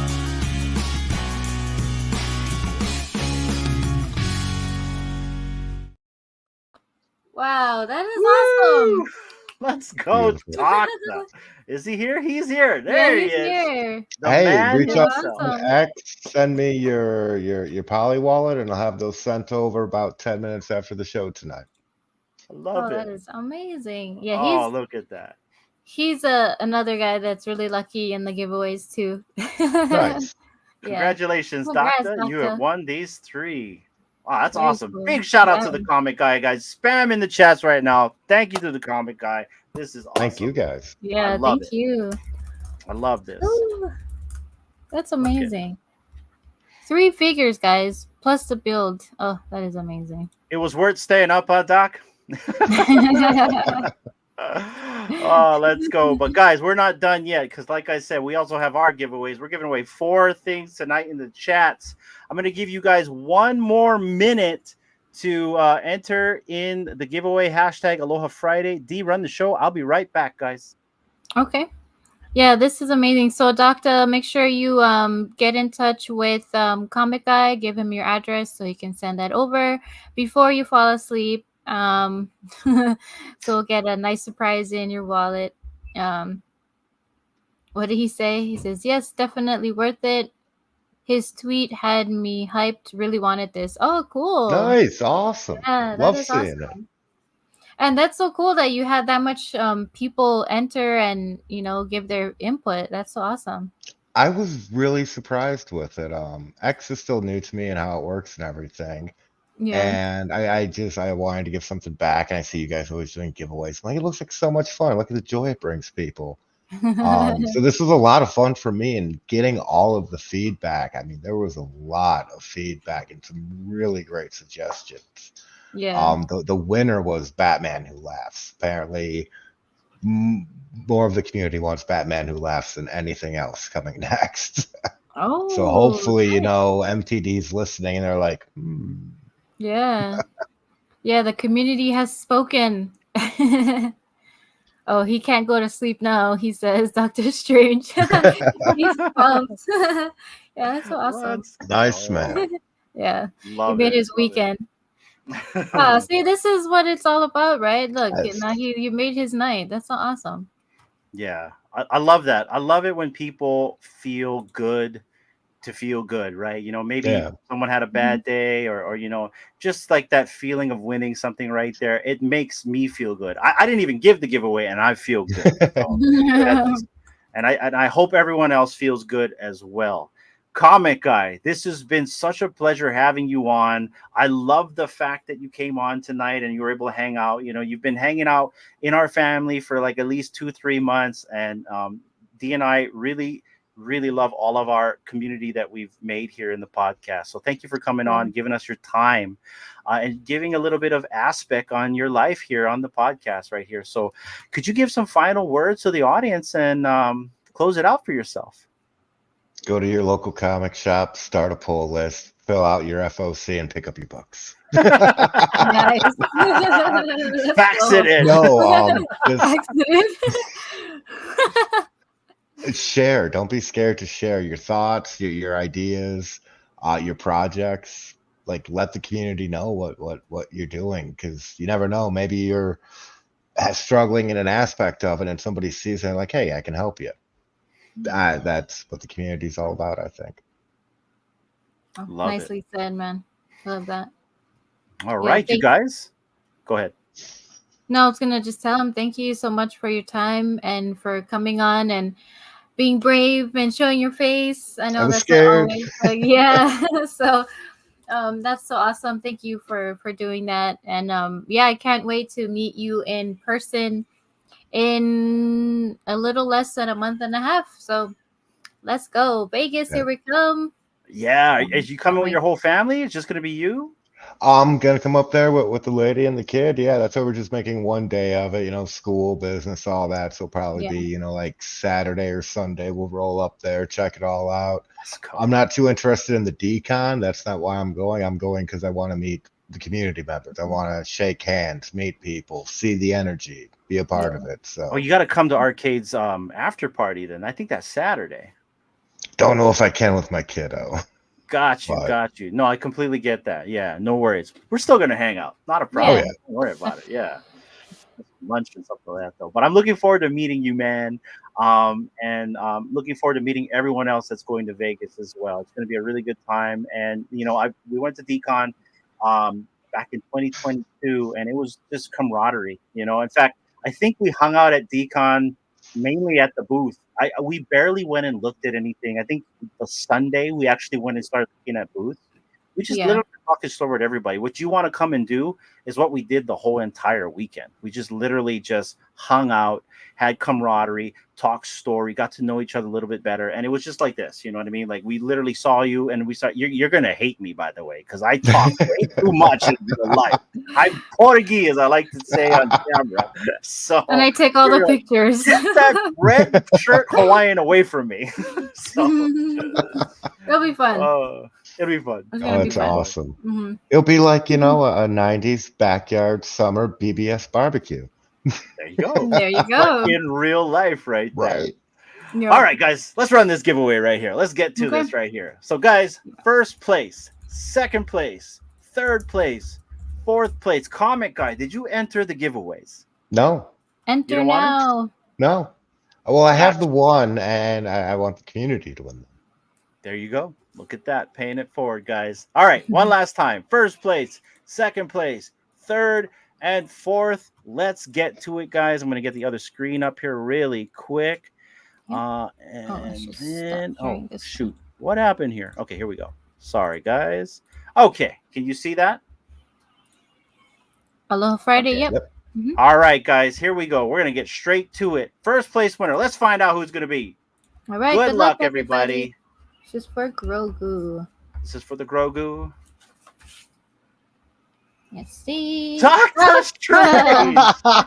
Woo! Buy a lotto Brother ticket. Woo! This guy's cleaning house. See? Good thing you didn't go to Awesome. sleep, Doctor. Let's go. Man. Big That's congratulations to beautiful. Doctor. He won the Grogu. I'll get that sent to your wallet tomorrow, brother. And now for a second place, which is going to be the Madame Pele, which is an animated version of the Neon Paradise Project. Let's see who's going to get that. Let's see. Good luck.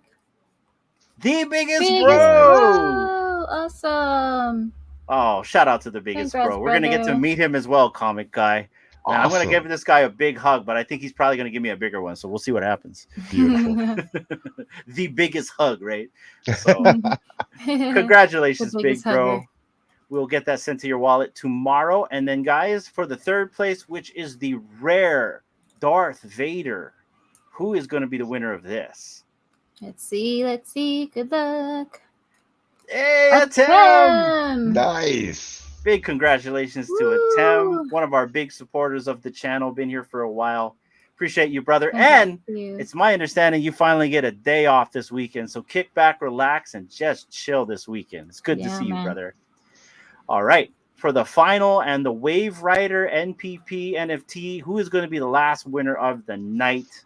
Let's see. Let's find out. Who's it going to be? Do, do, do, do. Video Shane! Let's go. Oh my goodness. Rigged. Yeah, no kidding. Oh, it's rigged. Dang. Ah, there That's you go, awesome. guys. That has been the giveaways tonight, and that has been the show, everyone. Thank you for tuning in. We have 163. At one time, I saw 200 people watching us tonight.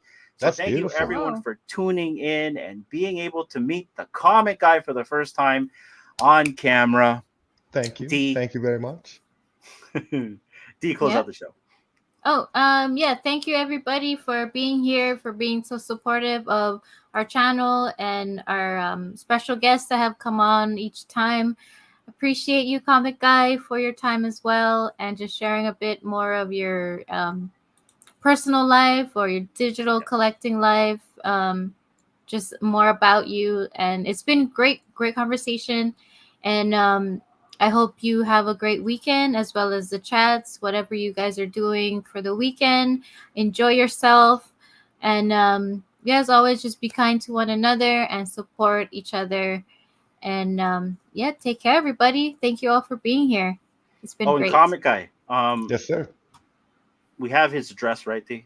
We have his physical address, right? We have. I don't think so. Ooh, okay. Well, Oh I no, got we something. might, because he Okay. sent us something. There is something that we have for you, physical, but I didn't want to show it on air. Okay. But yeah, something is coming, something Hawaii orientated. I think you'll like it. So, Oh, as a thank you for coming on the podcast and hanging out with us tonight. So, Well, thank you very kindly. I of appreciate course, that, sir. yeah, of course. thank you. But Can we you wanted just to keep send it a it to me, surprise. just in case I can't find it? Yeah. Can you just DM me? Yeah. Thank you. We wanted to do like a surprise thing, like how you surprised us that one time. So yeah, just something's gonna come in the mail, man. So yeah, Well, I thank hope you it puts a guys very smile on much. your face. I'm sure it will. Awesome. Well, guys, that has been the show tonight. Thank you very much for tuning in. We appreciate everyone for tuning in every single time. We'll catch you guys on the next one. Take care and aloha. Bye. From the mountains to the beaches, from the dawn to the night, Aloha Friday spirit shines oh so bright.